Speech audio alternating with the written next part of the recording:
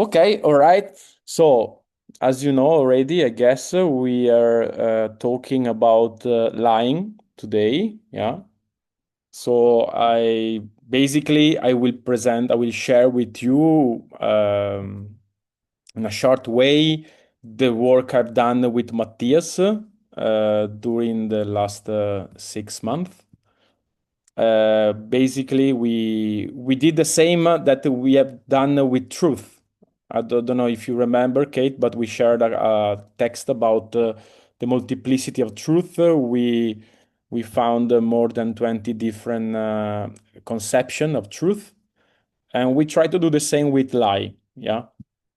Okay, so what I propose is that I will share with you some insights, some general ideas about lying, and then we will go through the different type of lies we found. We didn't find as many as the truth because we found 10 types of lie. But if you think that there are more, and if you know what are the new one, you can always propose, so we can integrate with the text. And yeah, so let's start. And I I will start from a definition we put in the introduction that we thought was interesting. We took this definition from Arnold Eisenberg, which is an American philosopher in 20th century that wrote that a lie is a statement made by someone um, that doesn't believe in it in order to make someone else to believe in it. So this is, I think, an interesting definition about what a lie is. Yeah, and an idea that I would like to propose is that everybody lies. Okay, it sounds like a song, but we all lies. Okay, probably every day. Yeah, in different ways. And even because to always tell the truth would be probably a pathological behavior. We could call it compulsive parrhesia. And in a short past, probably I had that compulsive behavior, but yeah, it's not it's not normal not to lie. Yeah, it's not normal to say always the truth. Maybe it's not even possible. Yeah, and by the way, I said parrhesia, compulsive parrhesia. I know that Kate and Alex know something about it, but I'm not sure that everybody understand. Do you know parrhesia? No, Gabriella, you know parrhesia, what it is? Yes, I think if I remember correctly, it's about telling the truth, basically, having this responsibility that you Yes. have for yourself to always tell the truth or something Yes. like this. Yeah, exactly. The word parrhesia etymologically means say everything. Pan rema is basically say all, everything. So it's indeed the courage to speak the truth, especially when the truth involves personal risk and involved power people usually. Yeah, but yes, that's the idea. In a way, the opposite of compulsive parrhesia. It could be called mythomania, I guess. I don't know if you know the word mythomania. Yeah. Lou, Luisa, you want to explain what mythomania is?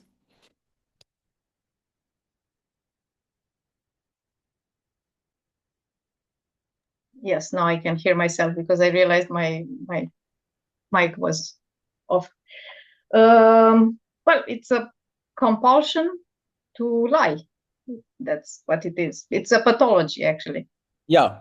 So, in a way, in if you say always the truth or if you always lie, they're the two opposite way to be compulsive. Yeah. So that's why I want to share the idea that in somehow everybody lies. Yeah.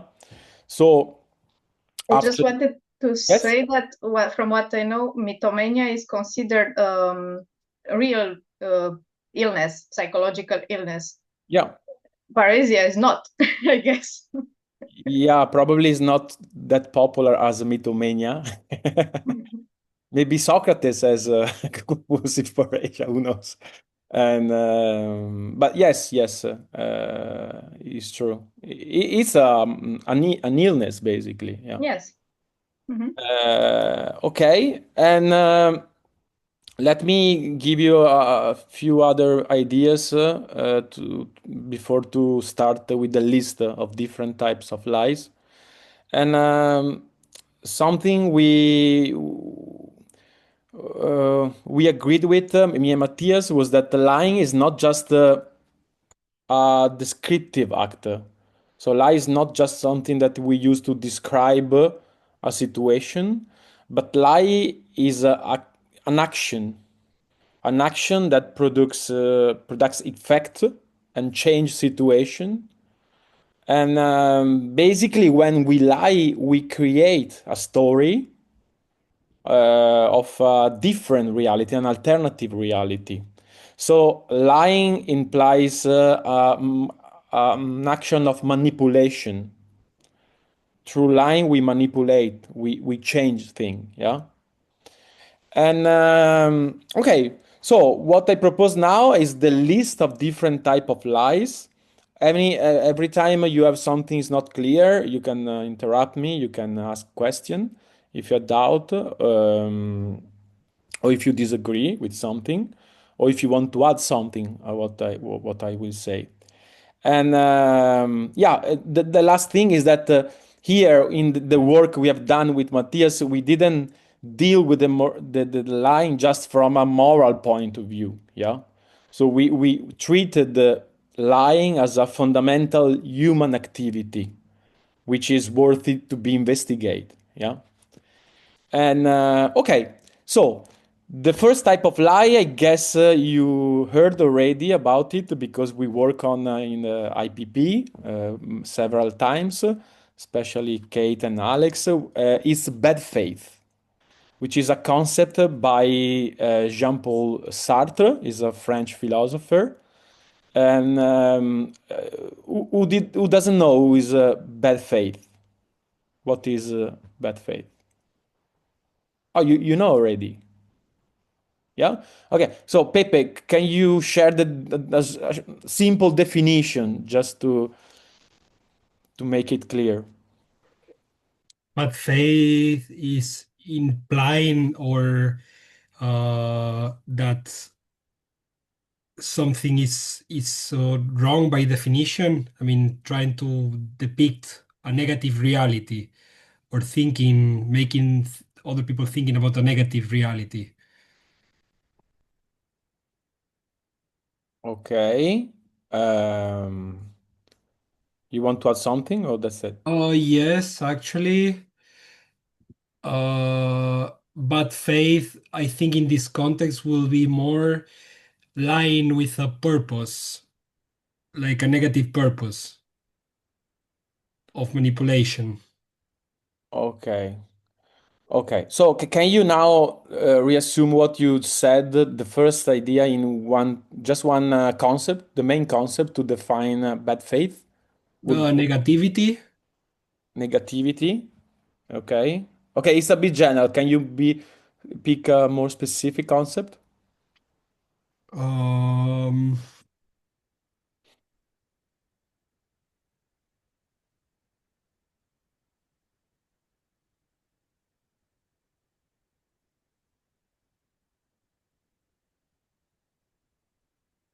I struggle to create another concept more Okay, okay, okay. specific. Let's see if somebody can help you. Yes.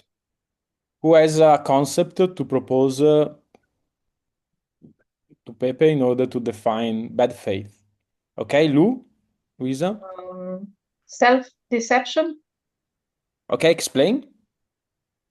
It's a way in which a person convinces itself of something which is not necessarily true in order to not in order to avoid the responsibility. Yeah, yeah. Can you make, okay, good. Can you make an example out of it? Well, we have a famous example circulating about the waiter. Okay, can you say to Who only everybody? think he only presents himself to the world as a waiter. So he reduces himself to his duty, to his work, and considers that he has no other responsibility outside this, and so he's a waiter, nothing else, nothing more, nothing more than this. Yeah, yeah, yeah. Okay, And he it's could be many other things. I mean, he denies responsibility for being more than this. yes, yes. It's clear for everybody what Luisa said. Yeah. I think this is an interesting idea, by the way, because Sartre thinks that in a way the essence of human is freedom. We are condemned to be free, yeah, which implies that we can always be different than what we are. We can choose to be something different. So we are exposed to the possibility to be something else, yeah. And when we, in a way, restrict ourselves in just one option, yeah, a rigid option, a rigid identity, in a way, we are lying to ourselves. So, yeah, Luisa, I think is right. It's a self-deception, yeah. So it's a way to lie to oneself in order to avoid the freedom that we cannot escape in reality, yeah, because freedom implies anguish and implies responsibility and let's say other bad feelings. So it's an escape from freedom. This is the first type of lie we discuss, we explore in this text. You have a question about this, or if you don't, I go on with the list. No? Yes, Kate? I think that the self knows there's a deception and a lie that it believes and it's convinced of, but not all of the way. For it to be bad faith, I think there's an element, there's a consciousness, even if you repress the consciousness, that it is a lie. Yes, yes, I agree with you. Yeah. So in a way, it's not a totally unconscious process, the bad faith. Yeah. There is somewhere, at least, maybe it's not a full conscious idea, but is a kind of feeling you have that you are a bit lying to yourself. There is this, at least, this kind of, I don't know, inner intuition or inner, uh, yeah, yeah. Do you? Oh wait, Zaharia is coming. And Kate, since you are a teacher and I am too, I noticed. I don't know if you noticed that the bad faith is very popular in schools among teachers. There are teachers that believe to be teachers, Yeah. and I would like to ask you if you experience bad faith in your work, or if you or by yourself or observing other colleagues. And students as well. Yeah. I see that the when I see sincerity in contrast to authenticity, there's a bad smell to it. There's a suspicion of, okay, this person's being too sincere. What are they trying to get both of us to believe that's a little bit not the truth? Yeah, yeah. In a way, when they are sincere, they are using that they try to convince the other in order to convince themselves. So they Yeah. lie to themselves through the others. Yeah. Okay. Yes, I see a lot in school, and I think everybody experience. Who didn't experience bad faith in so far in his life? Gabriella, which is your bad faith? Day Mm, life. I Do think uh, I think my bad faith is related to being important. Like I don't have courage to take initiative, and I'm convinced that I can. So, despite the evidence being the opposite, okay, so you believe to be a victim. yes. So that I guess it's my bad faith, my A- mask. And by believing to be a victim, you get rid of responsibility in a way, yeah? Yes. So Yeah. you get rid of the power, so you don't have a responsibility connected to the power, yeah? Yes. Yeah. That's true. Exactly. Okay. By the way, we wrote 2 years ago, me and Matthias, a text about victimism.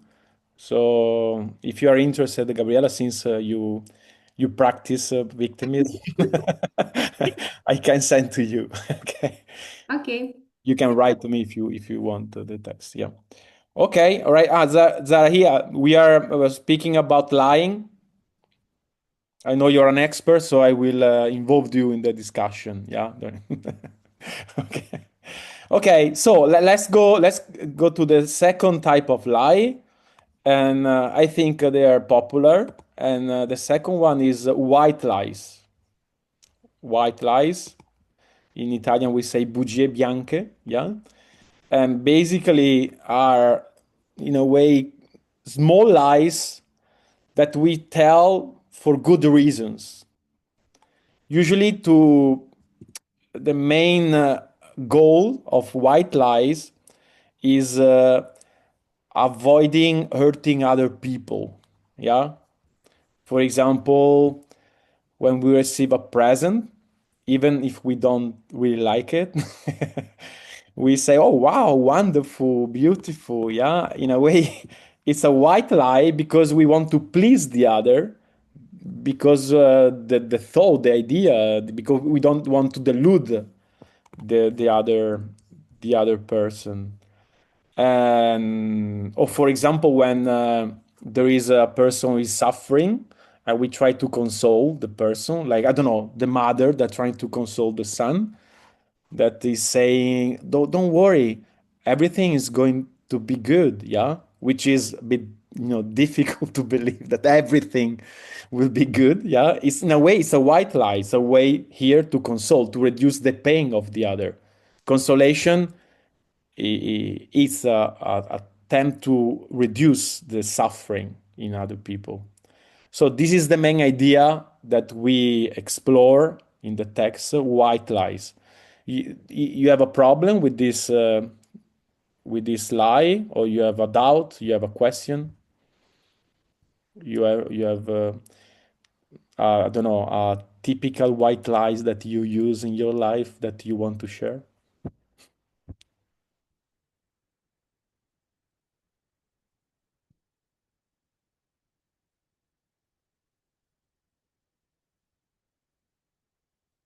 Okay, Alex, I'm interesting. Which is your favorite white lie that you tend to use in your day life? I don't know. It's already, uh, hard enough to find out how I lie, then it's even harder to figure it out what category it's in. Okay, so you don't know, you don't notice, you don't know. I notice my bad faith. Okay, so you're not very hot in the white lies. White lies. No, I remember. It has to do with procrastination with me. Okay, Like, okay, can you explain? yeah, I make little promises that or to people or to myself that we're gonna do it. We're gonna handle it. We let's Okay, so later. reinsure people. Yeah, Yeah, you it's not. promise something you cannot uh, maintain in a way. Yeah. It's a sort of procrastination and avoidance, and in my mind, it's like a promise, but I push it out. I maybe never do it. But it's something that you do mainly for you or for the other?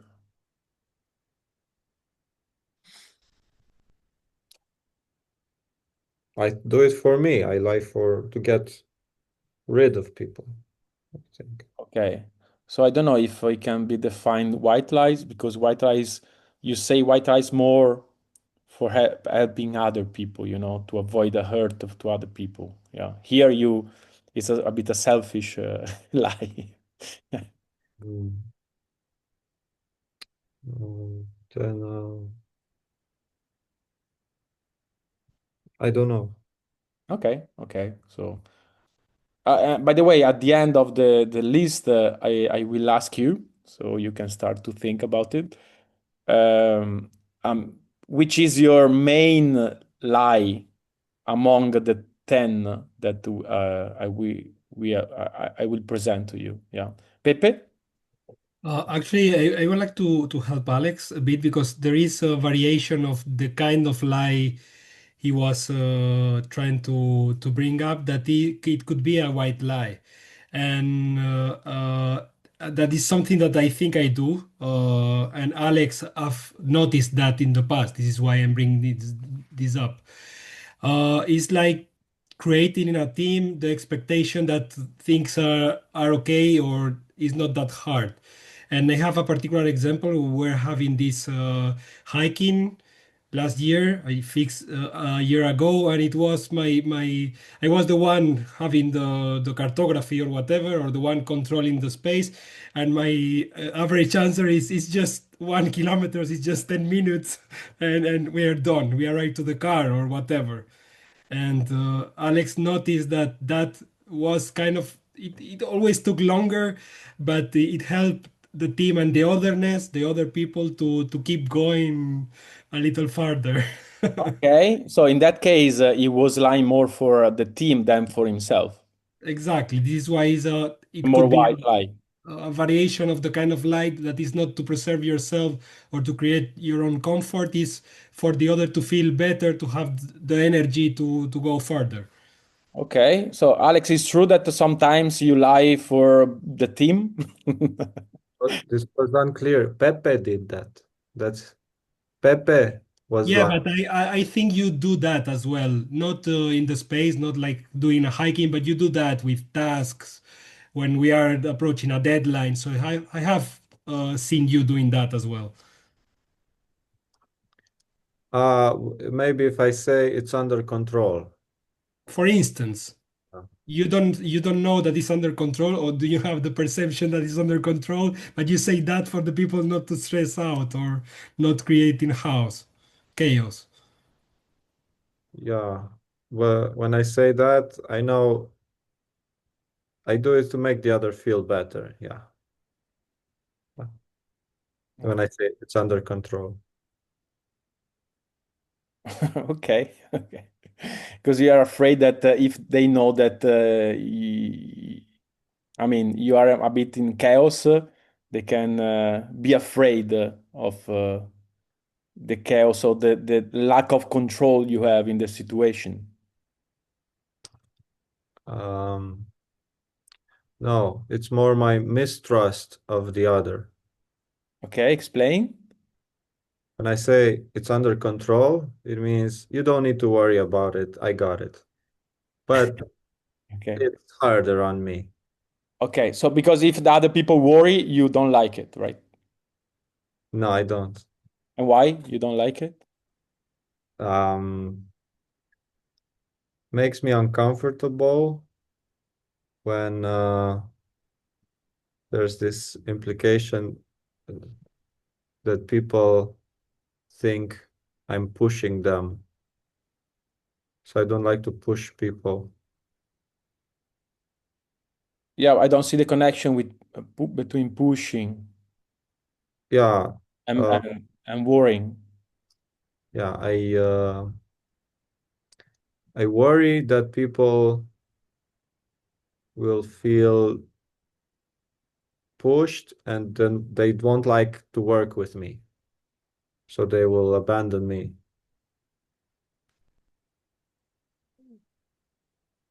Okay, okay.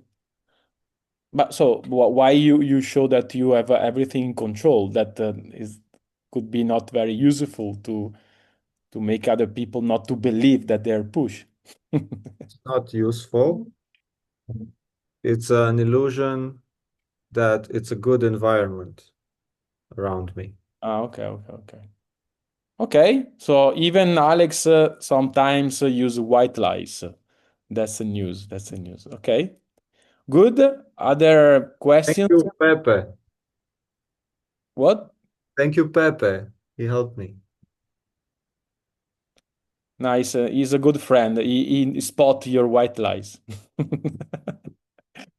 Okay, so if there is nothing else to about this, I will go with the third type of lie, which is a strange one, let's say. It's bullshitting. Okay, to say bullshit. Yeah. Okay, I understand. Maybe it's a special kind of lie because um, in a way, bullshitting it means that we say meaningless things in a light way. Yeah, and in a way, when we bullshit, we don't even care about what is true and what is false. So the the bullshitter doesn't even care about truth, and usually they bullshit because you want to get something, you want to get approval, you want to I don't know, escape troubles, or want to power, or want to sell something, and and blah blah blah. But the idea is that there is no interested. There is not. Is not interested in the truth. Is a way to avoid the truth by say anything. Yeah, meaningless things. So it's a special. That's why it's a special because it's not. When you bullshit, you don't lie in an active way, but you lie because you don't even care about truth. Since it's a bit special type of lie, you have problems with this, or you want to add something? Yes, Alex. Here it sounds like bullshitting is a unconscious type of lying because you don't care about what's true or not. You just want to convince or you just want to get something. So you would say anything, no matter what. Yeah, or you want just to escape from the truth, from the reality. Yeah. So, but I will say, like Kate said before about bad faith, that yes, probably there is part of the process that is unconscious, but there is somewhere inside the subject this little consciousness of that there is a kind of escape from something. Maybe it's just a feeling, a confused idea, but there is something inside.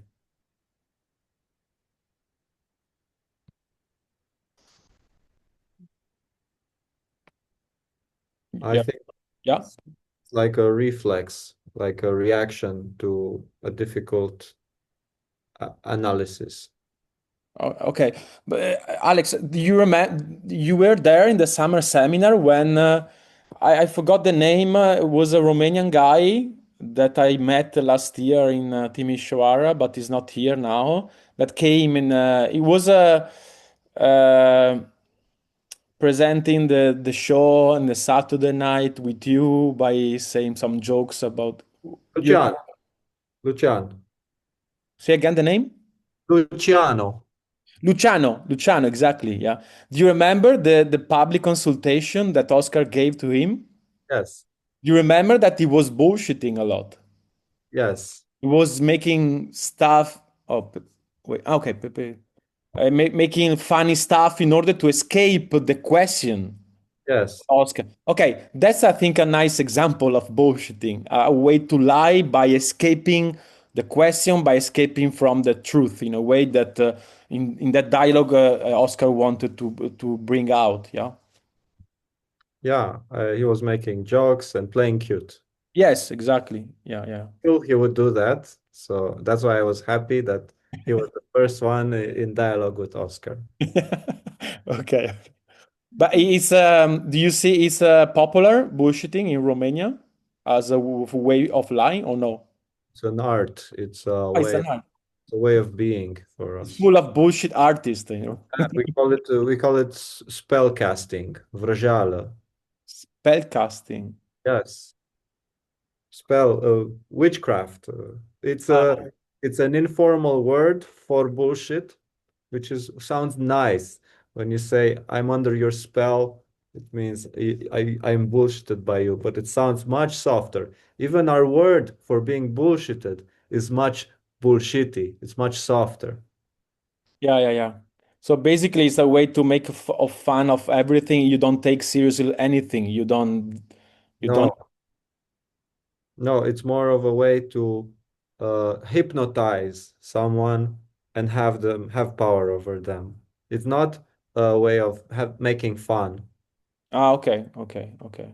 It's an art of convincing through say whatever fits. It's if you are to imagine two warriors, one is dressed in heavy armor and one is more agile and trying to find weak spots. That's the bullshit spellcaster. Okay, He's fast, agile, and tries to trick. okay. And that it seems to go well with the clown syndrome.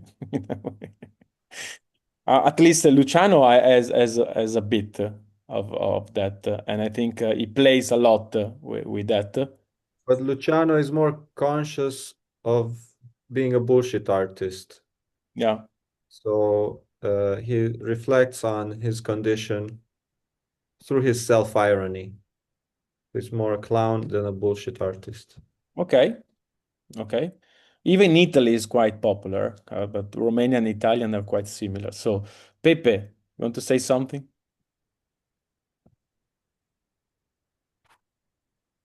You can turn on your mic. We don't hear you.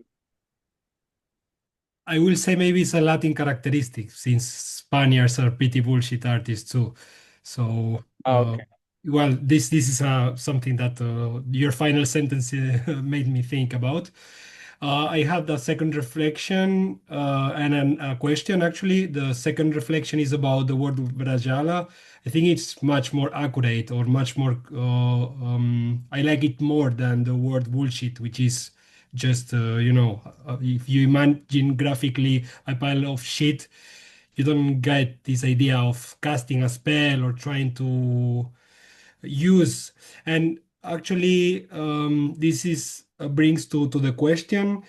You put two ideas about bullshitting. One will be some kind of unconscious bullshit, and the second one will be kind of a cynical way of using bullshit, like trying to take a profit out of something. And I would like, I don't know, to put this idea over the table. Is it bullshitting more some kind of unconscious process that we just want to escape some realities or some truth, or it's more like this kind of cynical way of taking profit out of wording or attitude? Okay, I think it's an interesting question. I made myself the same question when I studied the fallacies. No, you don't know, I don't know if you know the fallacies, yeah? But basically are uh, reasons, I mean, reasonment that has some problem in it, some logic problems, yeah? And for instance, the sophist with Socrates, they were using the fallacies in a conscious way. So, and they were teaching students to use fallacy in order to win the argument with other people. Yeah. But for example, by studying fallacies, I noticed that my mother, that has no study, I mean, she's not a cultural person, let's say, she used a lot of them, and in her case, I don't think she's using them consciously. Yeah. So I think here is my answer. I think you can be conscious when you use it, if you study it, if you're like sophist, let's say. Like Luciano, Alex said that Luciano is conscious of bullshitting, yeah, when he does it. But I think also that there are some people that they do it, maybe they are mainly not conscious about it, yeah. So here, the question here would be, how can people use fallacies or use bullshitting without to be mainly aware of it? Yeah. And so here I think is a nice topic, a nice question. And one hypothesis could be that, for example, fallacies is like to make, when you play football, you make false, yeah, because you want to win, yeah, and you don't study the rules of all the rules of the soccer, and then you say, okay, I will go against that rule. No, because you want to win, you tend to do something that is not allowed to win, yeah.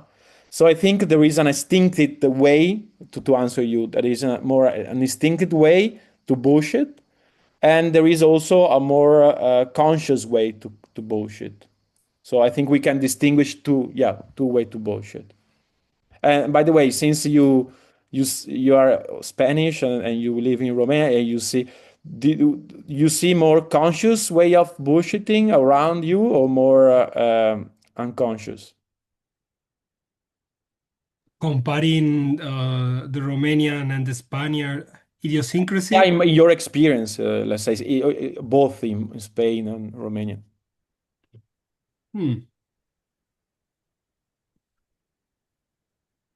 I don't see a particular difference. I think you have both. Okay. Depends more on the person, how culture and how cynical the person is, Okay. rather Yeah. than the country. Yes. Okay. Good. Did I answer you, Pepe? Yeah. Yes, totally. Thank you. Okay. Good. So I saw. I don't know if Alex or Kate was first. Maybe Kate, since she didn't speak. It looks more and more, as I think about it, that bullshit is related to potency. Because I see the bullshitters as politicians, as debaters, and business people in the markets when they haggle. And it's like they're trying out, like, how much power do I have over the other person to convince them of something? And in their victories, they rejoice. All of the, maybe they have some imposter syndrome behind it, but they think, oh, all of these people believe in me. And then it's the lust for power just grows. So you bullshit more and more, and you see how much can I get people to believe of my bullshit. Yeah. Yeah. And by the way, since you mentioned people who sell or politicians and stuff, do you think there is also a seductive element in bullshitting or no? Yeah, the guys who pick up women, they're bullshitting the women.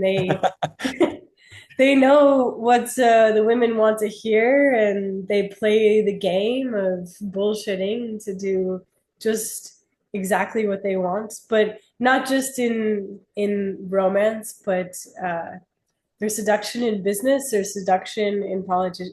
The politicians that are successful have charisma, and it's just a way to present your bullshit that's in a really appealing way. Yeah, by the way, in America, you have the king of the bullshitters.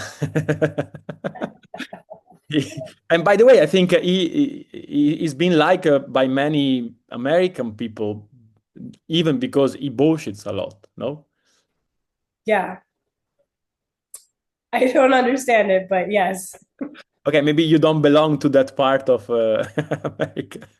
But I see that part of America, and I wonder what's happening in the brain. uh, What?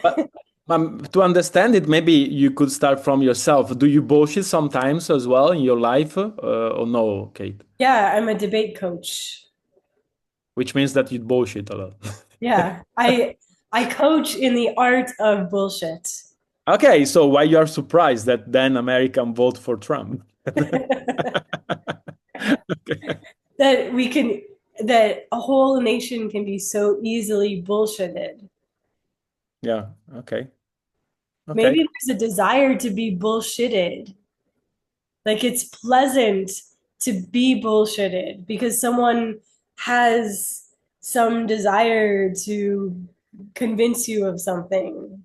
So it's like they recognize you and they see you as valuable to convince you. Okay. You feel important when. Yeah. Okay. Okay. Yeah. Good. So apparently, bullshitting is also popular, very popular in America. It's not just in Romania. Everywhere. Okay, Alex. There's this expression called the idle mind is the devil's playground. So I connect this to bullshit. The idle mind is the devil's playground.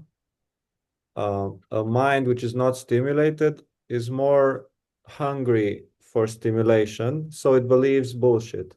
It takes it as instead of reason. While if the mind would not be idle, ask questions, being asked questions, I think we want this. We want to be active. So then, because we are so inactive, we believe the bullshit and we take it as activity. Yeah, yeah, interesting, nice idea. Yeah, I think yes, yes. In a way, so we could say that bullshitting is a way to unweaken the thinking power of the other. It's a way to disconnect the other from the reality, not to take seriously things, and just to be in the surface, superficial, and to disconnect the other from real problems in a way. Yeah. Yes, yes, from dialogue, from asking questions, from having harder uh, challenges towards each other. Yeah, from engagement basically to engage a challenge. Yeah, yeah. But it is a sort of engagement, but it's you eat bullshit. You don't challenge bullshit. You buy it. You take it. Okay. Okay. Nice. Thank you. Good. Okay. Other comments about bullshitting? No? Okay. I saw Mihai coming. So I don't know if you know what we are doing. Basically, we are discussing the different type of lies. Yeah. I made a little introduction about lying, and then I'm presenting different form of lying, and I presented three so far. The first one, what was bad faith, was a way to self-deception when you lie to yourself, you believe to be something basically. Then I present the white lies, let's say small lies, in order to prevent hurt in other people, for good reason, let's say. And then here bullshitting. We discuss about bullshitting is a way to say meaningless things in order to not to engage with the truth basically, to disconnect with the truth and the reality. Yeah.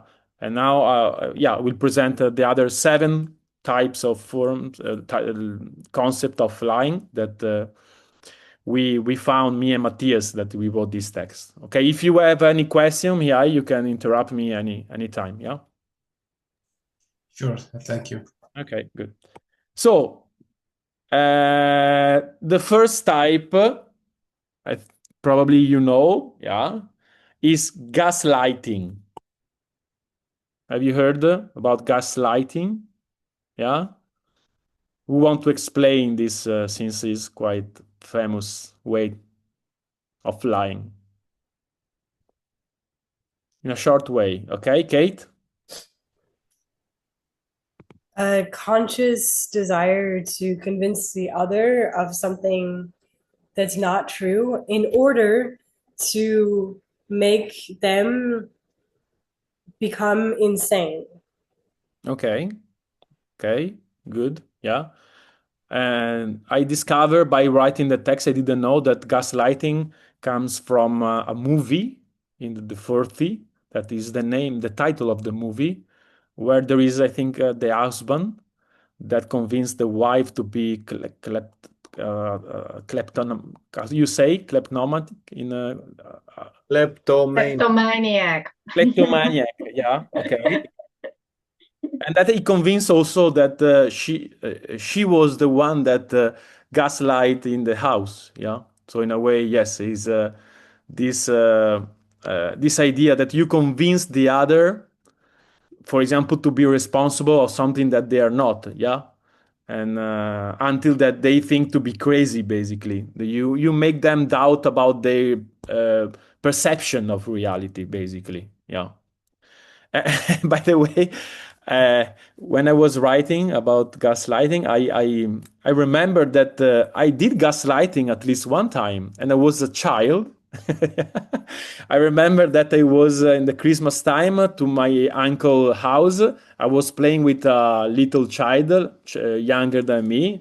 I was, I think, 8 years old, and he was, I think, four. Yeah, and I broke something that was worthy for my aunt. And I tried to convince the child that he broke that something.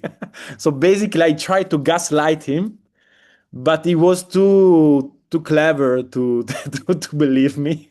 So basically, I failed. I had I'm not very good gaslighter. Yeah, yeah. Okay, and did you experience gaslighting? Maybe someone did with you, or maybe you tried to do with someone else, like I did when I was a child. No? Or if you have questions about it.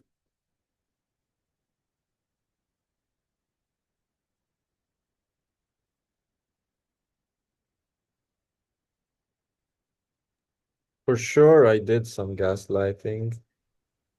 I start to wonder if it's aware, is it conscious or not? I think, we can always ask this question to all the lies, yeah. And I think that there is always a part that is not conscious, but in a way, I mean, when we do consultation, Alex, we encounter people that through the dialogue, they become more conscious about what they do. But they knew already, but they didn't see so clear what they're doing. So in a way, I think this form of lie, I mean, yeah, people are not so conscious, yeah, but at the same time, they know what they're doing in a way. They know the experience, they know, they have the feeling of what they're doing. I don't remember one time I did it or has been done to me. But ever since I found out about the concept, I started noticing it, and I could Yeah. I feel that someone's trying to make me doubt my own perception. But sometimes so good, it's so subtle that it you know, your example would you broke the toy and tried to convince the other he did. Yeah. That's visible. I remember I felt a bit guilty at the end, but I was like, why did you break that? Was I, he was like, I didn't. Yes, And it's a big form of manipulation, by the way. You manipulate the other person perception of the reality. or you accuse, I have an example. You say you manipulated me when you said la la la la. This could be an example of gaslighting when you accuse the other of something they did not do, and it's so subtle that you accuse them of something they may or may not have done, be conscious of. So it's a game of the unconscious. It relies a lot on accusing the unconscious. Yeah, usually we use gaslighting to avoid the bad consequence of some actions. For example, infidelity, yeah, or crime or abuse, or like I did to avoid the responsibility of I broke something. Yeah, so it's a way to escape responsibility in a different way than bad faith, but still is a it's another way to escape. Yeah. Another example would be husband says to the wife, "You made me cheat. You threw me. You made me go to her, to my lover." Okay, but I'm not sure here is an example of gaslighting, because in the gaslighting you negate you've done something. Yeah. In that case, you admit, but you just accuse the other to be the cause of what you have done. So I think it's different. You see the difference? No? Yes. Yeah. Then But yes, it's another form to avoid responsibility. And by the way, that's very popular in in the in jail. People, they, in order to avoid the responsibility of what they have done, they basically accuse other people. Yeah, they blame other people because of what they've done. I've been in a jail, someone more than once. Not because I did something, because I was I was doing something inside. And what strikes me that basically they think to be all innocent. Yeah. So in a way, they don't take responsibility for what they have done. So yeah, apparently responsibility is a big issue for humanity. Yeah. So we elaborate different way to escape from it. Okay, Alex, you want to add something, or you're good? Okay, Luisa. I wanted to add an example besides the one you gave. Basically, what your personal example was, an example where you try to make somebody doubt their own memory of doing something. That was your example. And you can also gaslight when you deny something that was said, or you tell something that somebody that he didn't say something, or he said something he didn't say. But gaslighting can also be when you accuse somebody of overreacting. Okay. When you claim somebody is overreacting over something. Did you experience this form, the specific form of gaslighting, or no? Yes. Ah, okay. So because the way you were saying, it seems that you knew good, yeah. I didn't know at that time that it's called gaslighting. I didn't know anything about this concept. You were gaslighting? I mean, no, the other way around. Some people said, "Oh, you're overreacting." Okay. In that case, yeah, we discussed about this with Matthias, because the gaslight is when there is no overreaction. Yeah, but sometimes, or even often, happens that the people, in order to avoid to see something that they do, for example, they overreact, they accuse the other of gaslighting. So it's not always clear if it's gaslighting, or if the other person is using gaslighting to avoid to see something they don't want to see. So you are sure that you were not overreacting that time? Yes. Okay. But yeah. I mean, it's not only my case. I've seen other cases also. Okay. Yeah. Good. So we dealt with gaslighting, and now I propose the fifth concept of lying, which is the narcissistic lie. I don't know if you thought already about that narcissistic lie. So basically,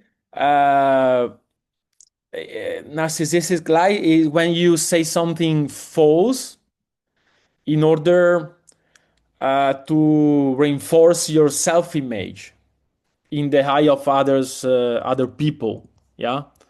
So it's a way to protect your image, and usually you do it by exaggerating. Yeah. You said, for example, that you did something that maybe you didn't because you want to sell your image to the other. Yeah. So this is narcissistic lie. And by the way, I don't know if you, I studied a bit the myth of Narciso, we say in Italian. I don't know in English. But I don't know if you know who were Narciso. How you say Kate Narciso in American? Narcissist. No, Narcissist. Yeah. I think Narcissus it's is the person. Narcissus. I think it's Narcissus. Narcissus. I Narcissist. was Okay. Do you know the story, the myth of about Narcissus? Yeah. it's Narcissus, yes. Who doesn't know? Gabriela, do you know? Yes, I know the legend about the fact that Narcissus was so in love with himself that he basically drowned, right? Yes, yes, but there is something more that is interesting because Narcissus was a young, beautiful guy that rejected everybody who fell in love with him, basically. Yeah. And once he rejected Echo or Ico, I don't know, we say Echo in Italian. Echo was a nymph that was the nymph that repeated the last word of the sentence because a story that I won't tell you, which is funny, by the way. And basically, when he rejected Nympho, someone else, I guess, the the the Nemesis, I guess, yes, Yeah, it's the curse of Nemesis. yes. Basically, he punished Narciso, and he made him fall in love with his own reflection, yeah, in image, and basically because he was in love with the reflection, yeah, like you said, he fall in a pool of water and he died.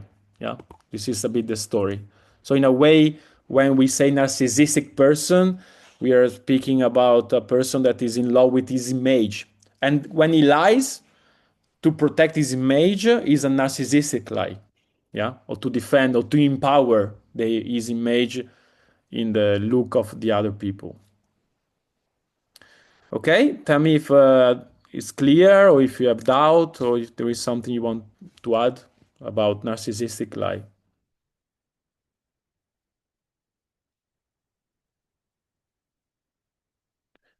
For example, when I was younger, because when you write about this, it's funny because you see yourself doing all these lies or you collect memories about your lies.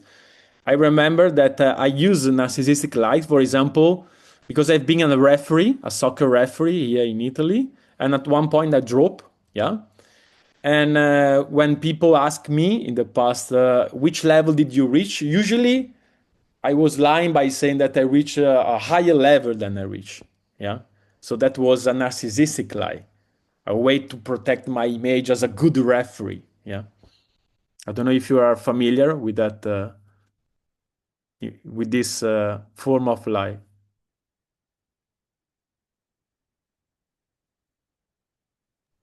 I think we all do it on social media. Yeah. Yeah. Yeah. Yeah, also not by writing, but if, for example, if you see the image that we share, we usually we make up the image in order to sell an image that usually doesn't match with the reality we are. Yeah. So yes, I think they're quite popular in a way. We I always. will say the in general the idiosyncrasy of nowadays culture is very about narcissistic lies. I'm thinking particularly about this kind of saying that tells something like dress like the job you want to have, not the one you have, or something like that. So you are basically lying that you are in a better position or you are better prepared just because giving an image of something, basically narcissistic, using a narcissistic lie as an image will get you there, which is basically, yes. Yeah, yeah. So I know people that they define themselves a freelancer, but basically they don't have job. Yeah. For example. This is a good example as well. Yes. I'm a freelancer. What do you do? Oh, well, something different things. Sometimes I do this, yeah. And one guy who became Employed. famous. Sorry?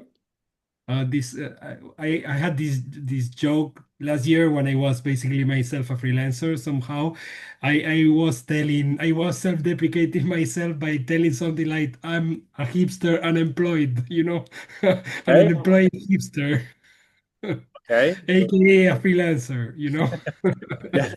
Yeah, in Italy became famous a guy that was in a court and was answering the question from the judge, yeah. And the judge asked him, what do you do? Yeah. And he was like, I'm a freelancer. And basically was like, yeah, but I don't see you do anything. So what do you mean by freelancer? And he answered, I mean that I'm not very lancer, but a lot free. Something like that. And he became famous for this answer, basically.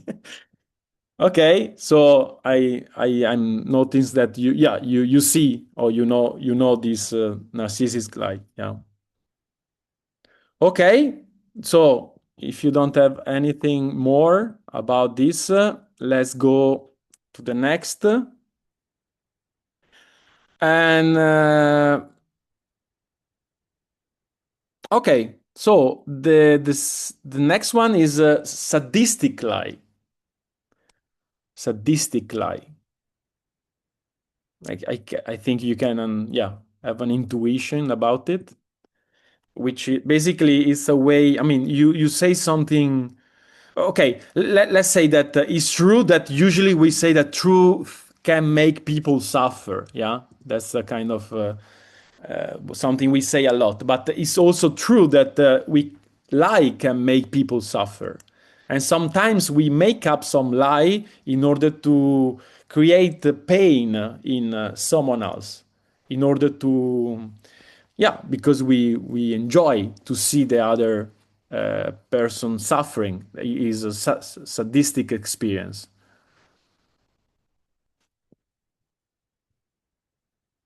It's clear, this type of lie, yeah? Yeah, Alex? I think that this happens a lot in gossiping when you Yes, yeah. when you try to put people against one another, you hide under the gossip, which gossip is like a friendly alliance apparently, but you can easily put in some sadistic lies in gossip just to manipulate you know, the person you're speaking to think that someone else is something else. So Yes, yes. gossip, I think. Yeah, true. And also, I see that is very popular, for example, in school, when, or I think also in other workplaces, when there are colleagues that are jealous about you, maybe because you have more success of them. Yeah. So they Did you say success? yeah, was a Freud lapsus, by the way. We are in lapsus here, right? Success. Yeah. And so basically they revenge by make up some lie against you. So they in a way they have pleasure in create you some problem with some lies because they feel, for example, less than you in what you are doing. Yeah. So I think here is another example of a sadistic lie.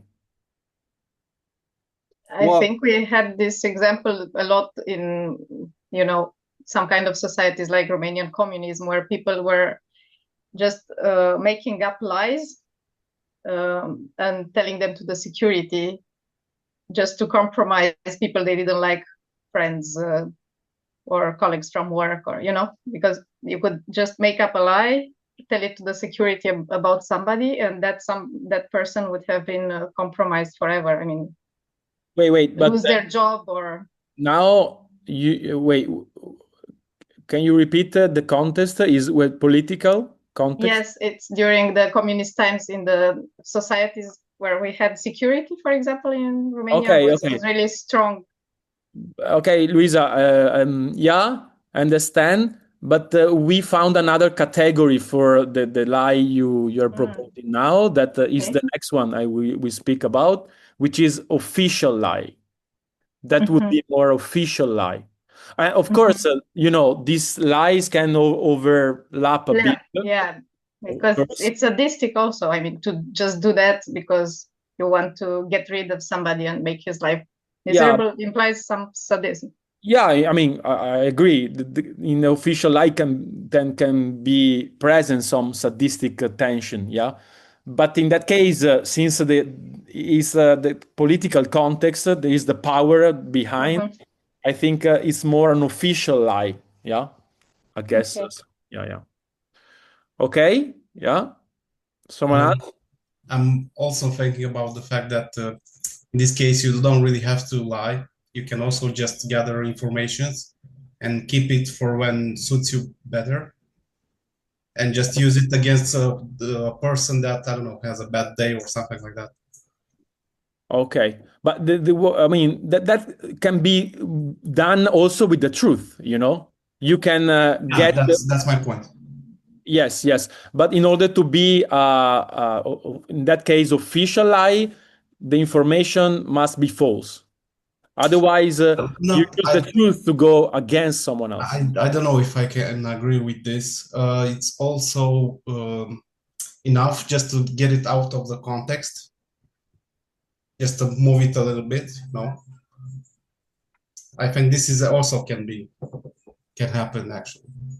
Yeah, I agree. It can happen, but do you see the difference between having false information to use against someone and to have true information to use against someone? Yeah. Of course, I can see the difference. Yeah, yeah. But I think this. The use is the same. I agree with you. The use is the same. Yeah, yeah. For example, in Italy, when Berlusconi was alive, basically he had a lot of true information about all the political enemies. So if these political enemies were making something against you, he would have used that true information in order to destroy that person as an enemy. Yeah, but in that case but sometimes he make up lies with because he has the power to have journalists behind him, and so he was using all the power, the communication media power he had in Italy in order to destroy a political enemy.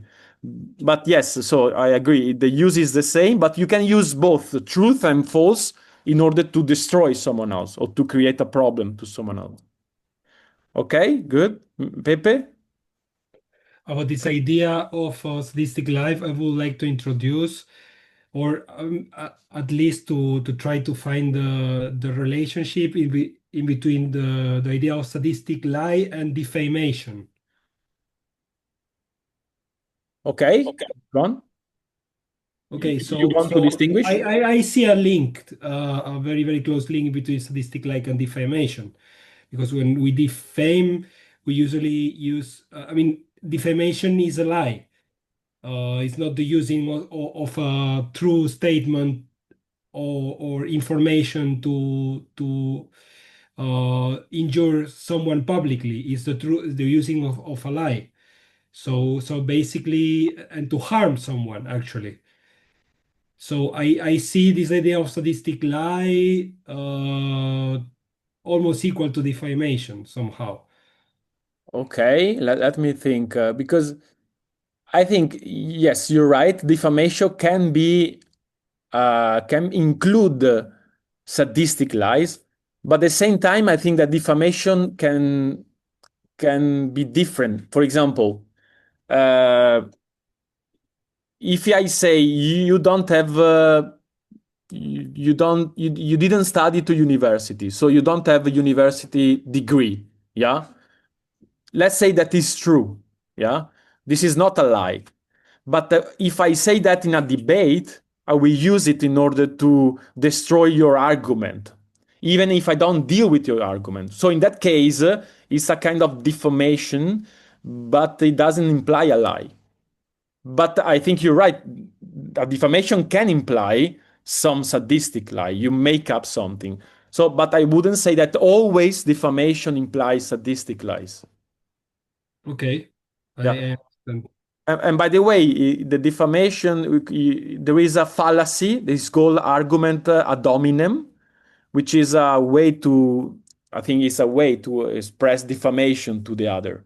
So basically, instead of saying to show the problem in the argument of the person, you go against the person.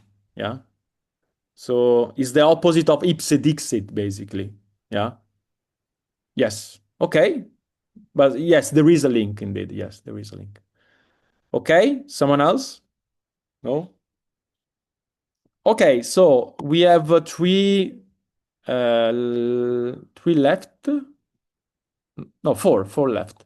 So the next one, I think we dealt a bit already because what Luisa said is official lies. Official lies, which are lies that they're spread by governments, by institutions, by, let's say, authorities in general. Yeah. So the aim of official lies is manipulating the public opinion, for example, or hiding the truth. Yeah. And usually they do it to justify certain action or to protect, let's say, specific interests they have in what they are doing. So I think we all know, I think Romania have a long tradition of official lies, Italy as well. But I think almost everywhere where there is institution, there is the use of official lies. Yeah, in a way, is connected to the propaganda as well. Yeah, the propaganda, you try to deform reality. So in a way, you lie. Yeah, you're not interested in describing reality, but you want to deform reality in order to get something out of it. Yeah, to get consents, for example, to be voted, or if you are a seller, to sell something. Yeah, like in advertise. So this is official lies. Any comments? Yes, Pepe? I see here a risk of misunderstanding. For instance, when a politician lie, that wouldn't be an official lie. I think because the politician, when he's lying, in even if he's in the government or whatever, is not the institution lie or creating a narrative. What I want to say, I will give two examples. I see a difference in between, I don't know, the United States saying that in Iraq there is mass destruction weaponry, which is an official lie because everyone Yeah. was saying to that. To justify the war, basically. Yeah. Exactly, to justify a war, to create this kind of consensus in the public opinion to go and to finance war. It's a difference in between that or a public statement by Trump saying something that is a lie. That wouldn't be, in my opinion, an institutional lie if he's regarding himself, for instance, or not the institution, not the bigger picture. So you would distinguish official lies when there is an institution like government, that's okay, but when there is a politician, it's not official lie for you. Exactly. Yeah. If it's prominent for the politician saving his party of himself, then it's not saving. It wouldn't be an official lie. I don't know what kind of lie will it be, rather than when it's an official statement from an institution. Even though if it is vehiculated through the politician, if you can see Yeah. the difference. Yeah, the problem is that by definition, politicians are institutions, you know. Okay. So, since they are embody an institutional role, when they lie, I think it can be seen as an institutional lie. Okay. For example, when you lie, I don't know, if you write something in the media by yourself, by Pepe Guerrero, yeah, it's not an official lie because you represent just yourself. But when you are embodying an institution like a politician that represent a lot of people and you lie, you're using your institutional power in order to deform reality, to hide the truth. So I think I see that there is a difference between let's say an entire government, but I think also politicians can be seen as institutions. For example, even teachers. Teachers are institution. If I lie in class, can be seen as an institutional. Okay, but okay. Okay, let's say that a politician can lie by themselves, yeah, in a personal way, or they can say lying for the party, or that, that often they have a communication group of people behind them that suggest the lie to say in order to create more consensus. So in that case, in the second case, we say is more official lie. In the first one, maybe I would agree with you. It's not official. Yeah, but sometimes it's difficult to distinguish. When a politician is speaking for himself, just for himself, or when he's speaking through his institutional role. Yeah, and that's a problem in Italy. Yeah. And also, when you're a teacher, I don't know if case has a problem, but sometimes you can speak just your opinion, yeah, and sometimes you say something because you are teacher and you do that I mean, because you studied that. So sometimes it's not clear where the institution ends and the person starts. Let's say, yeah. I see Alex and Mihai, yeah. I think the politician's lie is always official because any public role or public ambition is affiliated to being official.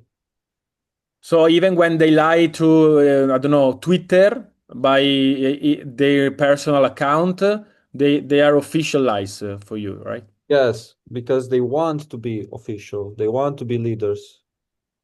So it's just an ambition of their pretense to officiality. Okay, so just in their private life, they lie are not official, but they are not politicians in their private life. Okay, so the distinction is private life from public life. So when they say something public, it's always official lies. That's your idea. Yeah, okay, yeah, yes, makes sense. Mihai? Yeah, I was thinking about the fact that actually this is the worst lie that can happen to humankind, because if we think about, for example, the Soviet Union or what happened in Germany, like Solzhenitsyn showed in the Soviet Union that everyone was lying to everyone and everything was official. Or I think Hannah Arendt showed that showed how vulnerable were the people to the Nazi propaganda machine. Like they were really believing it. Like, yeah. But in that case, it's even worse for Hannah Arendt because it show how many people they didn't even know what they were the values, like I forgot the name. I think was Eichmann. yes. Eichmann. That he didn't know. He didn't believe so much. He was just a normal guy that was respecting the rules of the Nazis. There was obeying basically. So that's even worse. But yes, okay. So I guess this is the worst lie for you. You said, right? Yeah, that can happen because no one can check it like me. I mean, like, okay, you lie once, twice, and you get a reward or a punishment. But in this case, who's gonna punish all those politicians? They go silently. They have a lot of money. They retire. They have a beautiful life. Yes. And by the way, if you think the philosophy can be seen as an activity that destroy official lies, because philosophy is dialogue, is to push people to have a critical thinking, yeah, over stuff.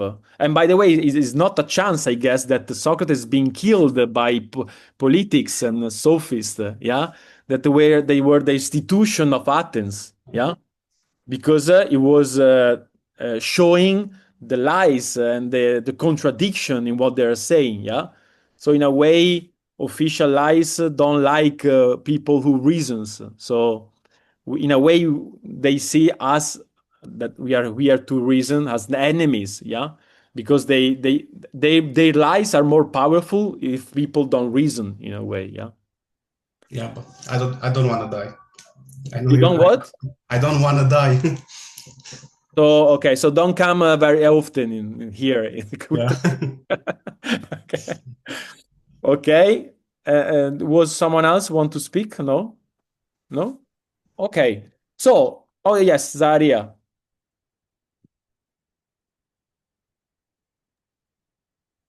I wanted to share two more official lies. Well, you mean to example, you mean? Yeah. Okay, go on.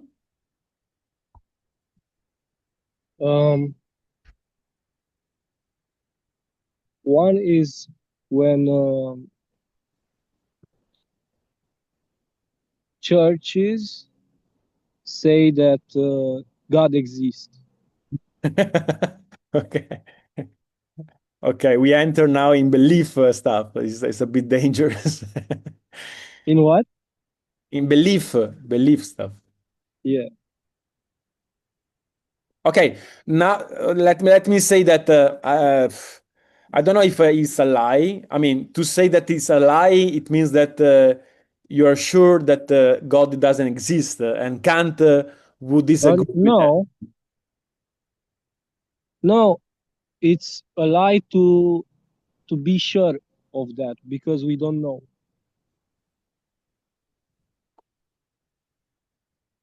Ah, okay, to present God as living for sure, basically, to exist for sure. Yes. Okay, okay. Yeah, but I would say, what would be a religion or a church without this idea? It wouldn't be a religion anymore. So imagine a religion without God, okay? Maybe Buddhism could be something like that, but not many. Okay? And the second example? The second is when some institution of science says that spirituality doesn't exist. Institutional science. That what? Yeah. What? Say again? Institutional science, what? Says that spirituality doesn't exist. Okay.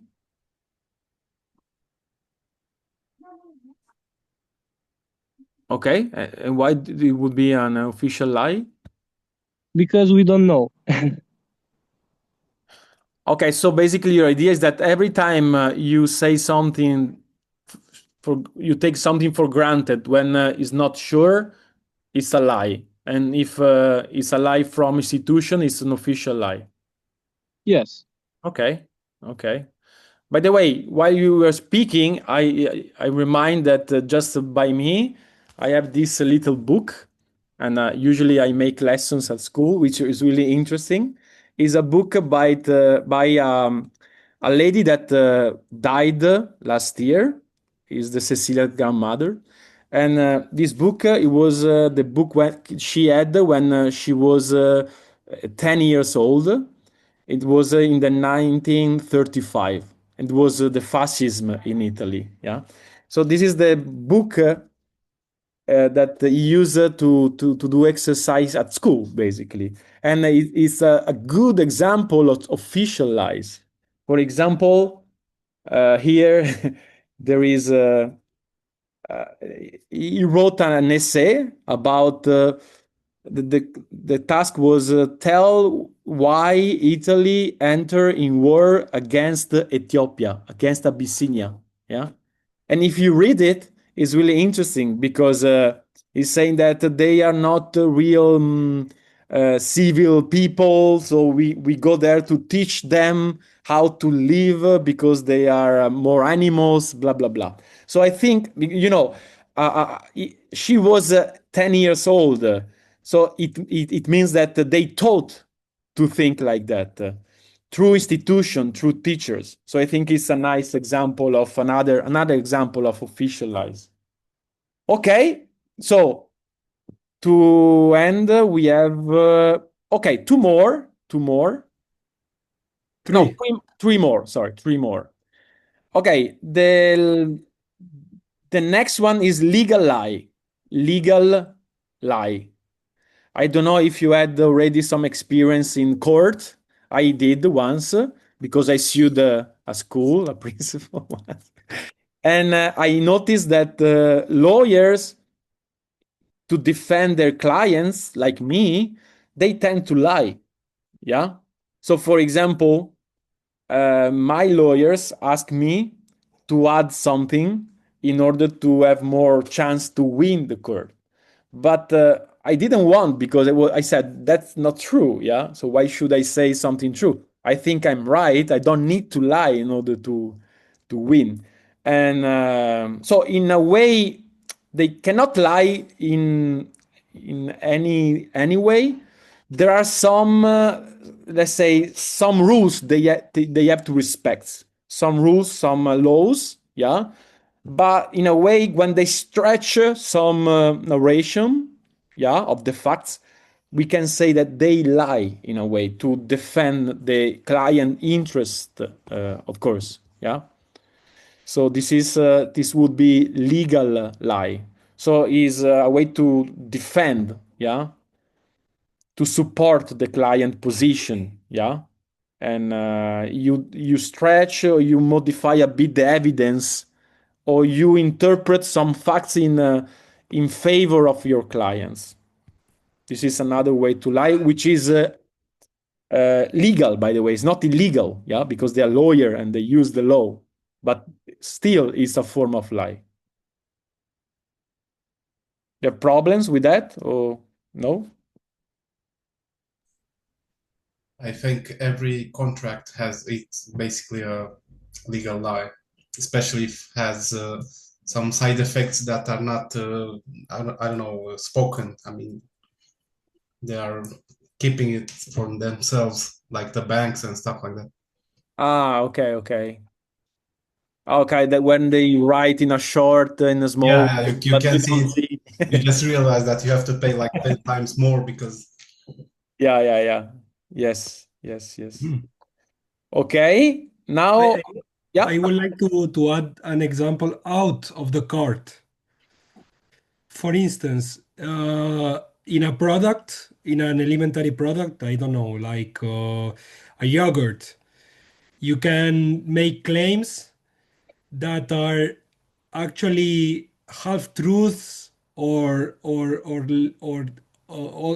almost lies that are legal to put them. For instance, I don't know, you can say sugar free if you haven't put saccharose on it, but maybe its content on sugars like that coming from amidon or from other sources is huge. So it can be a sweetened product, but you can claim in the label that is sugar free, and no one can sue you. So it's a lie, a legal lie actually, because it's not a fact. There is a lot of sugar. There is just not saccharose, and you can have many examples in the agro-industrial industry like that. Yeah. When I wrote this part, I was thinking more about the legal in court, but I think you're right. This is, I think, is an example out of the court that can fit with the definition of legal lies. Yes, and by the way, it's happened often. Advertise, they contain often legal lies. Even the way they name the product, it contains is a way to cheat in a way. Yeah. Okay. Yes. Yes. Thank you. And now we have two more. Okay. This is. I don't know if. Okay. Tell me what you think about this. But the next type of lie is poetry. Poetry is a way to lie, yeah, and Plato discuss about poetry as a way to, yeah, he didn't like so much poetry, yeah. If you read the Republic, is written, but let's stick on the concept. So poetry can be considered a form of line in the sense that when you write a poem, you often transform reality, you exaggerate emotions, you invent images, so you use fantasy, and you give voice, for example, to inanimate things. Yeah. So it's what we call usually creative fiction. Yeah. Or poetic license, we say in Italian. Poetic license, licenza poetica. So in a way, you have the license to deform reality in order to, for example, to make the other person feel something or think about something. And in a way, metaphors are little form of poetic lies. Yeah. When I say you are a tiger, yeah, of course, in a formal way is a lie in a literal way. But of course, the metaphor want to say something which is true in this way. For example, I want to say I say you are a lion or you are a tiger, maybe because you are courage. Yeah. But poetic implies a sort form of lying, and so this is one reason why Plato thought that poetry is not good for the education. Yeah, because it create this distance between humans and reality, and usually poems deal more with emotion than with the thinking of the person. Pepe? I was thinking, I was wondering actually why call it poetry and not straightforward literature? Because Yeah, okay, yeah. even Right. any fiction is a lie. Yes. So any story is a lie. Any I don't know, fairy tale is a lie. So I will call it rather literature than poetry, which is just a particular case of the broader phenomenon. Yeah, okay, you're right. You're right. Nice objection. I accept it. Yes, it's true. True. Okay, yeah, literature is bigger, is wider than poetry. Okay, I will propose to Matthias to change this. Thank you, Pepe. Other objection or other ideas? Yeah, I don't think I'm gonna call this a lie. I think actually shows an I don't know how you call it in English, in aporia. Like it's something that you can demonstrate both parts without agreeing on it, without Paradox. yeah, something like that. Yeah, yeah. Which I think we need in our lives. Okay, so you don't accept this as a lie, a form of lie, poetry, right? No, no, I don't think. Okay. Who thinks is not a form of lying? Let me check with the group. Okay, Pepe, I will come after. Let me just ask Gabriella because I'm curious. Maybe I will discuss with Matthias. Gabriella, why you? So you agree with Mihai, right? Yes, I'm having trouble understanding how poetry is different than playing a game because there is an agreement, a convention that both parties agree. Like when you say we're playing and the floor is lava. It's a convention. Nobody is deceived to believe that the floor is lava. It's the same in the way how we exaggerate in art. That's my point. I don't see the different the yeah. why is this different than other conventions that we have every day, basically? Okay. Okay. Yes. Yeah. To be honest, I'm not sure about that. Uh, I was thinking when I wrote this that it's a form. I mean, there are artistic lies, let's say. Yeah.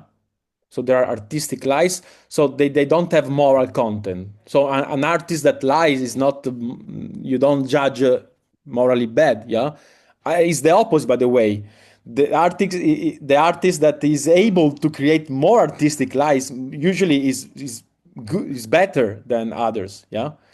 And maybe I got influenced because I read something about a sophist that called Gorgia. I don't know in English, and he speaks about poetry as a form of lying.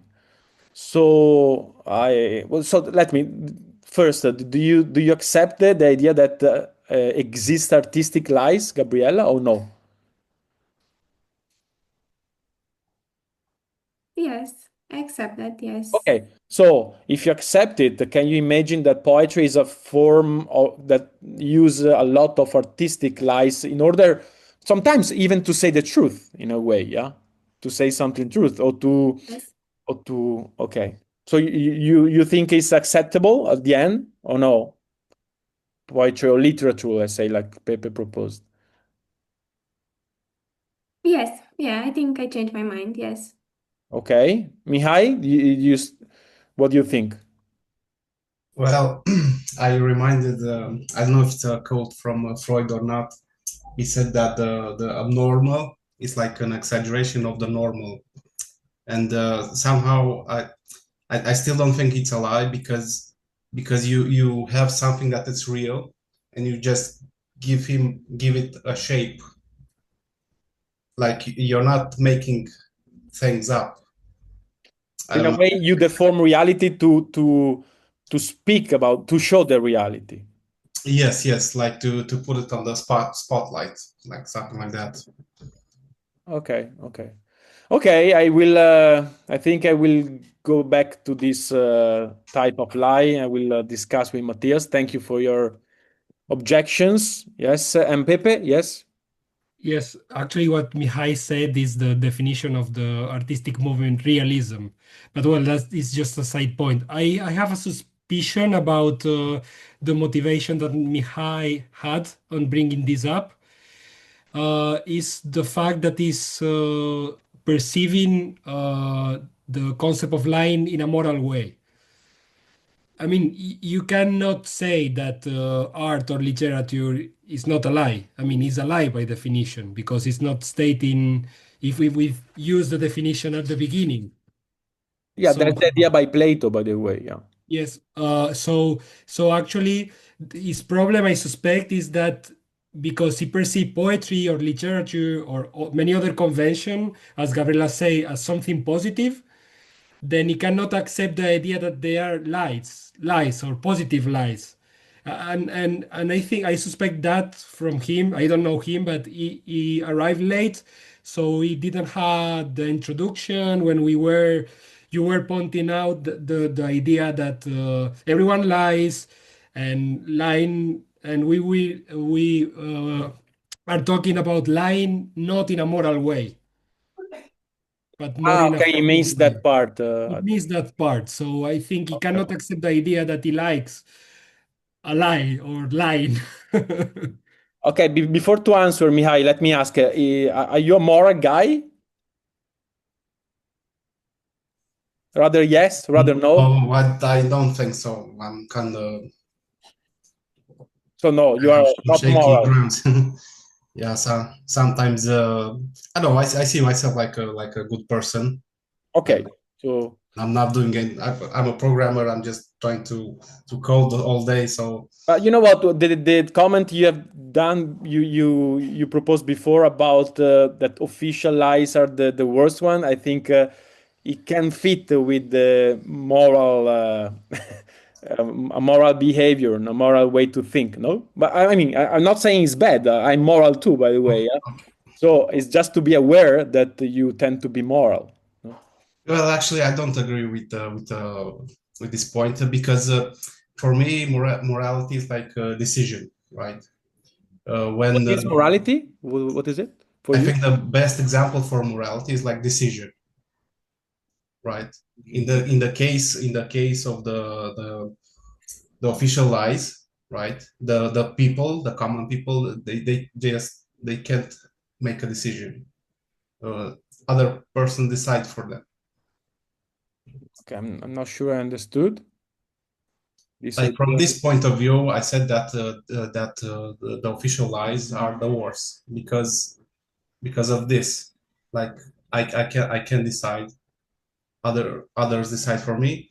And regarding this type of lie, no, I was thinking metaphysically, like what is true. Like I see lie like I don't know, making something Okay, so you reject without. the hypothesis by Pepe. Yes, it's metaphysically. It's a metaphysically point of view. Okay, okay. Okay, okay. I will let you know if we are going to get rid of poetry as a lie. Let's see. Let's see.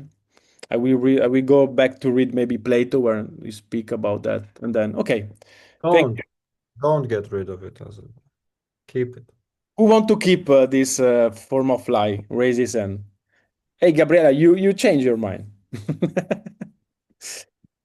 Okay, so Pepe,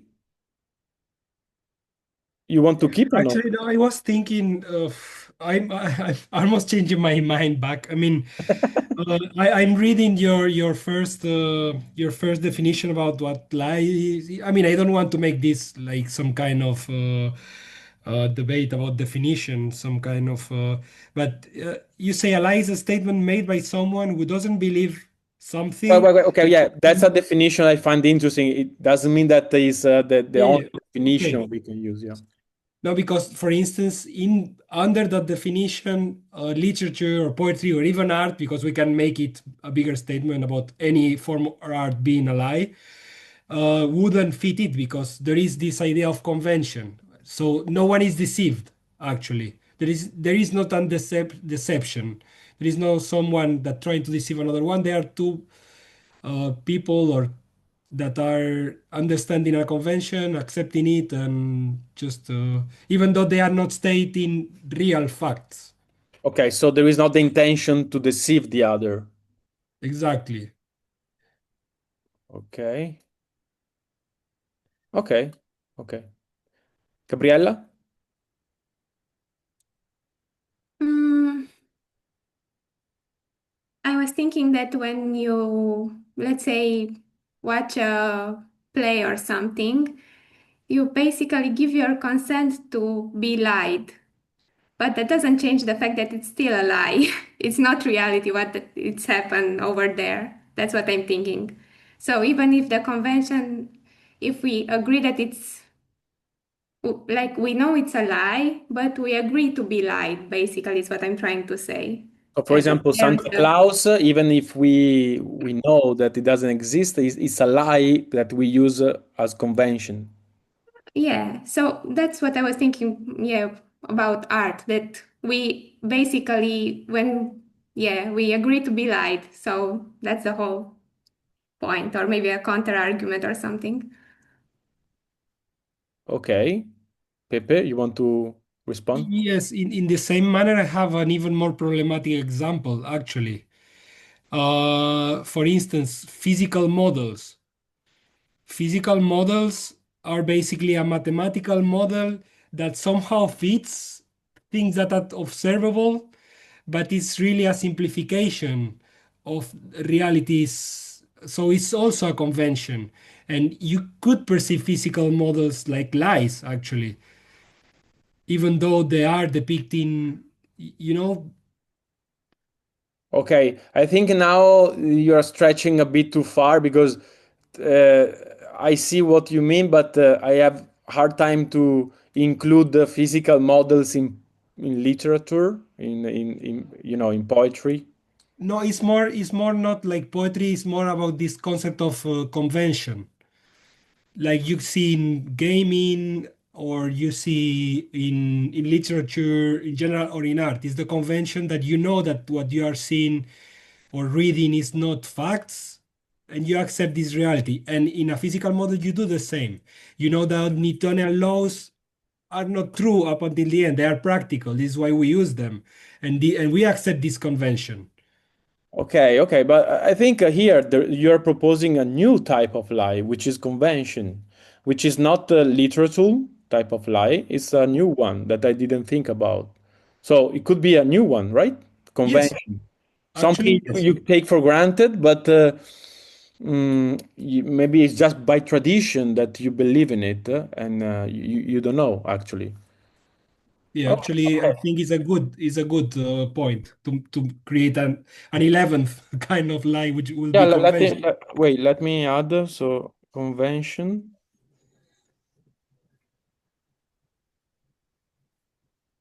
Okay, thanks. And last type of lying, I think you know already, is to bluff. Bluff is a way of lying. Yeah. Now, what is bluff? Is when you pretend to, for example, that you have knowledge that you don't have, or that you will do something that you don't really have the intention to do, or even that you are someone that you are not. For example, yeah, you bluff to be someone else. And if you have a little of poker experience, you know that bluff is a behavior that poker players use in order to win. Yeah, for example, they bluff to have good cards while they have not. They are not. Or for example, in sport, bluff is used a lot.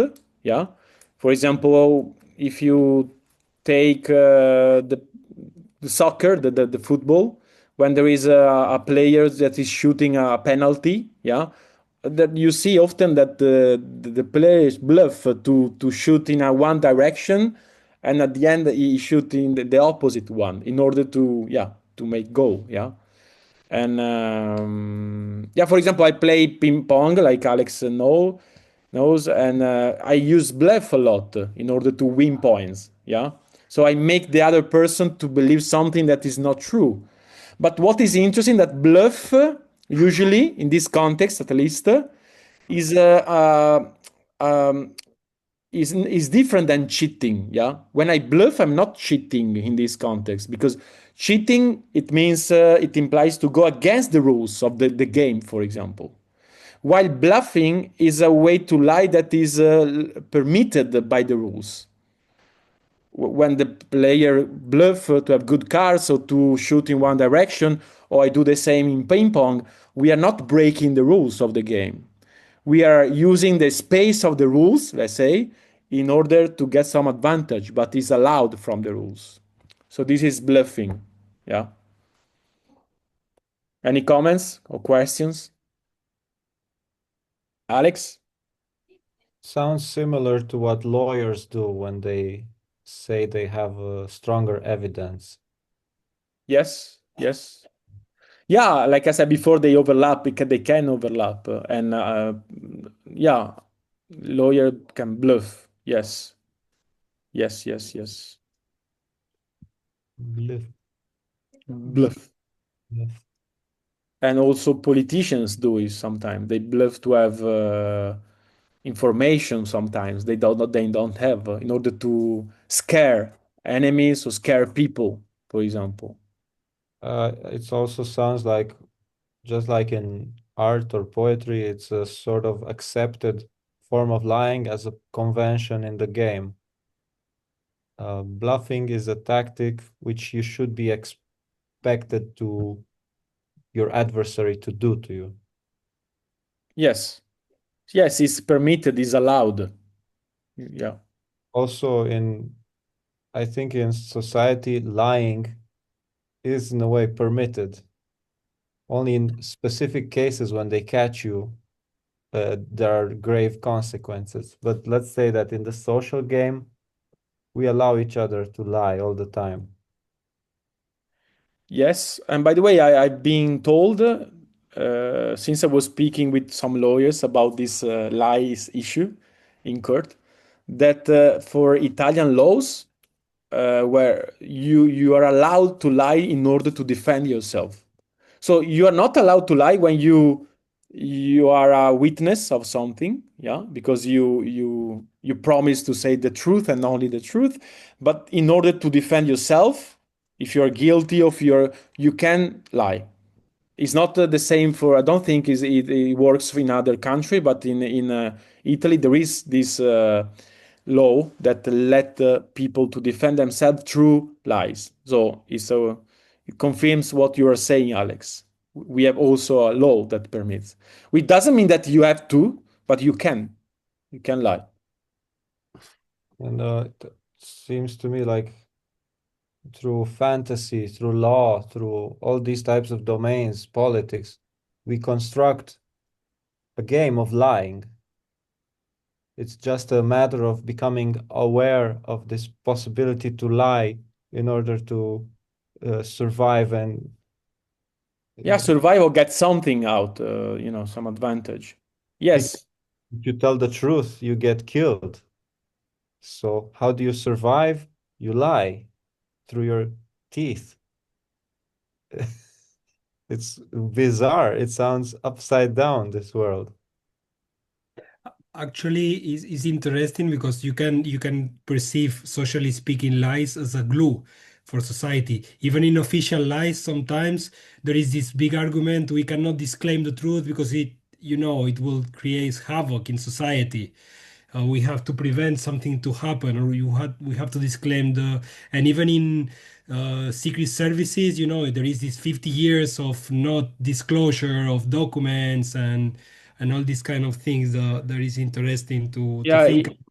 Pepe, in Italy we have segreto di Stato, which means state secret, that basically is when the state can lie or can hide the truth because of important state interests. Like, Of for course, example, when they dealt with mafia, they made a deal. They use the secret of state. Yeah.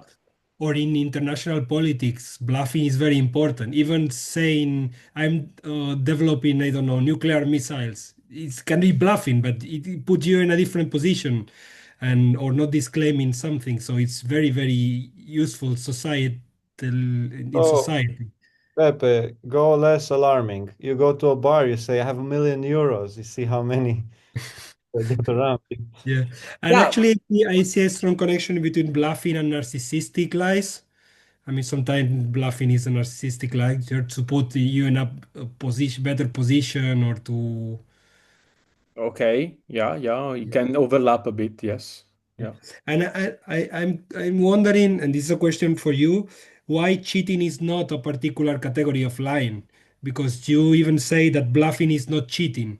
So cheating should be, cheating which is lying purposely against the rules, some established rules.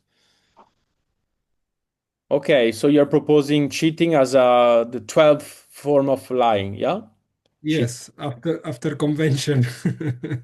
I mean, I'm wondering. I'm asking you or everyone. Well, Okay. Go on, Alex. so I don't know the link, but I think you omitted one important lie, lying by omission. Oh, well, we discussed about that in the introduction, Yeah. and we distinguish lying by omission from why lying from commission. Okay, so in a way, in each form of lie, you can lie for omission and commission. So it's more a way of lying that a type of lie. Uh-huh.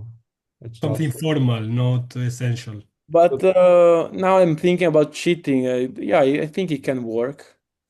Can work. Let me take cheating. No, I think cheating is it's like stealing.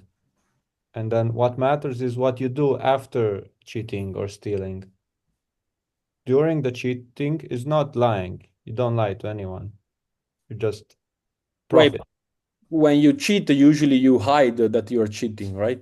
Yes, So when you hide the truth that you're cheating is a way of lying, no? that's the connection to lying by omission. You Yeah. don't, yeah, So cheating can be a way of lying. it's a way, but it's not a lie. Ah, it's like commission and omission, you say. Okay, let me.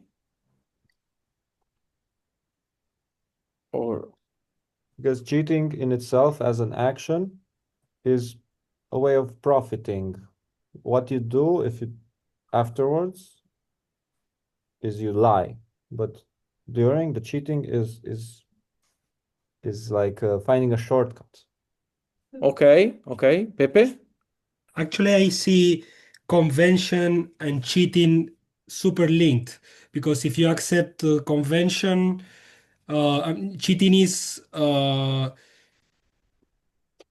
using a convention against all the other ones. So I still see it as a form of lying, actually, because if everyone is assuming that there is something accepted and something is going against it under the table, it means you are lying. It's very linked to. I mean, formally you cheat by omission. I mean, you lie by omission formally, but in itself, I see it as a form of lying. Yeah, Fundamentally different that you cannot really put in the other categories. but in cheating, you usually you do for on purpose. You have an intention. While convention, I wouldn't say that the people that let's say they share a certain convention, they they are they do for with intention on purpose. They just share it, for example, because they burn in a certain community and they are part of the community. They don't want to be excluded. They do it. While cheating, you already know that it's not good, it's wrong what you're doing, but you still do and you want to hide. So I see a big difference between a convention and cheating. No? Yeah. What do you think? Yeah, I agree. I wasn't saying that it's the same. I say that you need somehow convention to cheat or rules to cheat. Rules Okay, are more, also a I would form of say more convention. rules because okay, like official rules, yeah. Because if you go against convention, you are not cheating. If you go against rules, you are cheating. Because if you are anti-conventional, doesn't mean you're a cheater, you know. Okay, so that was the last type, or maybe I will have a longer list. Let's see. And before to leave, I would like to ask you which, just to for fun, if you identify already your, let's say, favorite way of lying or the typical way of lying of yourself. Usually, we all have a preference, yeah, a tendency. So, did you spot your tendency in lying or no?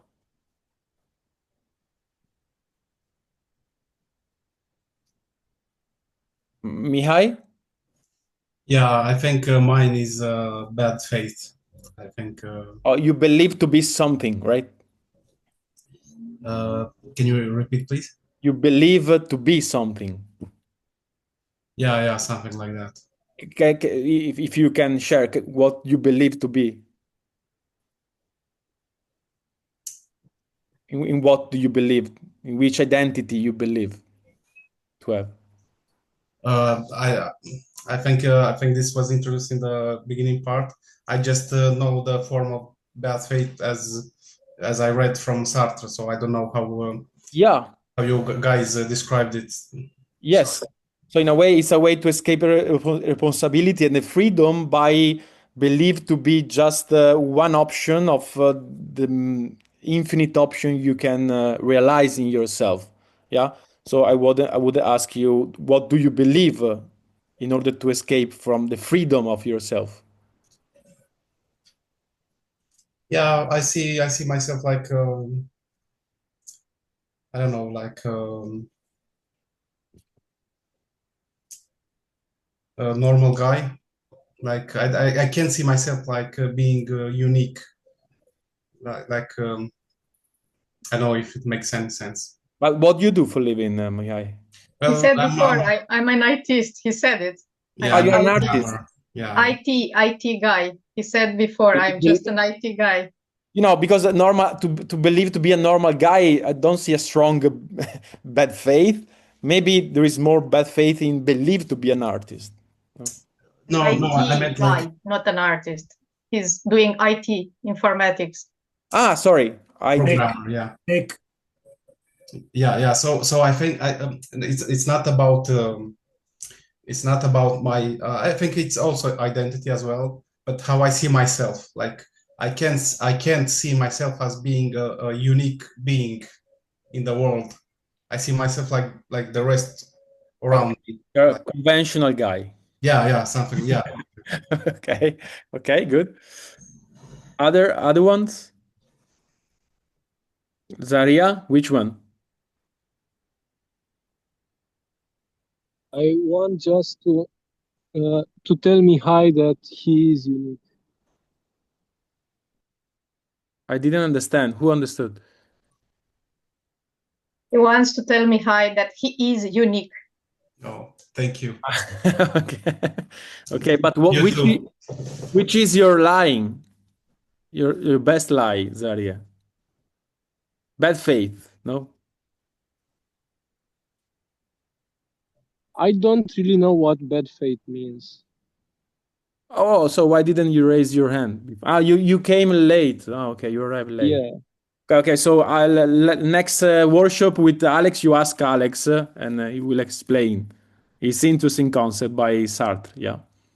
Okay, just in a speedway. Gabriella, did you pick one?